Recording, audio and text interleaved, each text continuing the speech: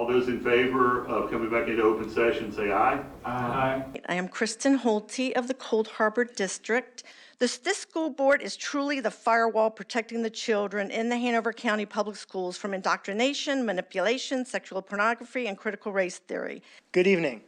My name is Jackson DeHaven. I'm a high school student from the Ashland District, and I'm here to speak about the implementation of Policy 6-5.2. These books are not porn. They're not obscene. These are well-respected, highly regarded books that benefit students much more than they harm them. And I think when just extremely unwise educational decisions are made that limits access to information, which is a really foundational American principle, just to serve the political whims of the moment, I just can't put up with that. Jackson DeHaven wanted to get those banned books into the hands of students, so he founded a nonprofit called The Missing Books and raised funds to buy and distribute the banned books. I decided to give the books to students so that they could bring them in and sort of start our own little underground library. Last meeting, when you had photocopies. It's just unfortunate to see our school board embrace political interests over the needs of students. The board gave themselves the sole authority to add or remove any books from school and classroom libraries. Connie Piper was a school librarian for 30 years. She recently retired from her role overseeing all of Hanover County school libraries. She says trained educators should choose books for schools, not an appointed school board. The most disheartening thing about all of this is our librarians are highly trained. They have taken graduate level courses in collection development, children's literature, across history. Hitler, one of the first things he did was pull the books into the streets and burn them. We know that the Soviet Union banned books. Back when we had the USSR, we know that China's banned books. It's a way to control thought. If you can control what people read, then you can control what they think. And if you can control the access to information, you can control people. Thank you. I heard the school board deciding, of course, to ban 19 books. And I really felt like I had to do something. Okay, so we're gonna... Kate Lindley is a high school senior in the Hanover District who found another way to take a stand against the book ban. She used her marketing skills as a Girl Scout and brought in friends like Alice and Jewel to open 2 free banned Book Nook libraries. She put free copies of the banned books in a local print shop and a donut shop. These books are really important to be available, especially to students, which are the intended audience, because of a lot of the important representation within them of diverse communities and diverse groups, as well as the resources a lot of them have about the LGBTQ+ community. This was one of the first books that was banned back in June, partially due to, or maybe even mostly due to the fact that it is about the LGBTQ+ community.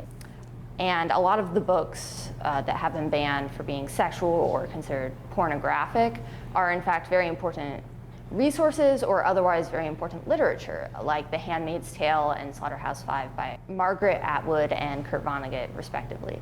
All right, she's going to show us this one. So this is Looking for Alaska by John Green, and it was banned for smoking and other substances and alcohol, but the point of the book is that those things are generally unsafe. It's about the message that alcohol and substance abuse isn't cool or safe, it's dangerous. Lindley decided to focus on the banned Book Nook for her Girl Scout Gold Award project. I had to do a certain number of journeys. The most prestigious award, similar to the Eagle Scout Award for Boy Scouts, and her book nooks are being noticed. On my Instagram page, I have a Amazon wish list in my bio, which a lot of people in the community have been very generous with donating and helping fund my project. I'm not entirely certain what's going through the heads of Hanover County school board members, but I do believe that whether they intend it to or not, this has become a very political issue.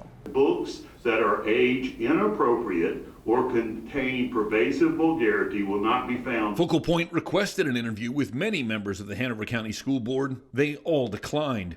We were able to speak briefly with Jack Dyer, chair of the Hanover County Republican Committee and an outspoken supporter of the ban, but he says he has not read the books in question. I was shown the books and the excerpts from the books and the illustrations from the books, and I'm not going to read the books.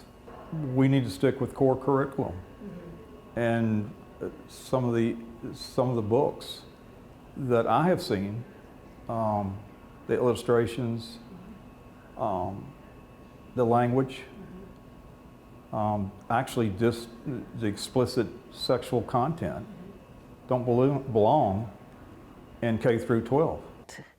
We are denying our children the right to experience, to learn about other cultures, because specifically if you look at the list of books that have been, as they say, deselected, those books primarily relate by authors of Jewish ethnicity, Black, or LGBTQ.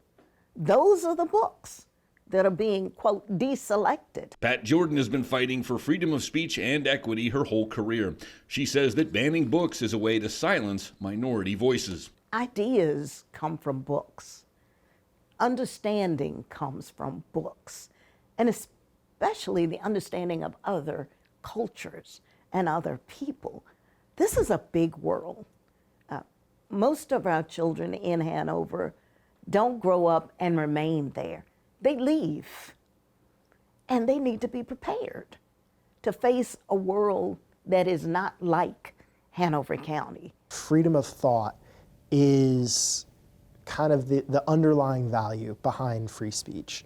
That in order to make free speech mean anything, we have to be free to think. And to be free to think, you have to be free to learn and to read widely.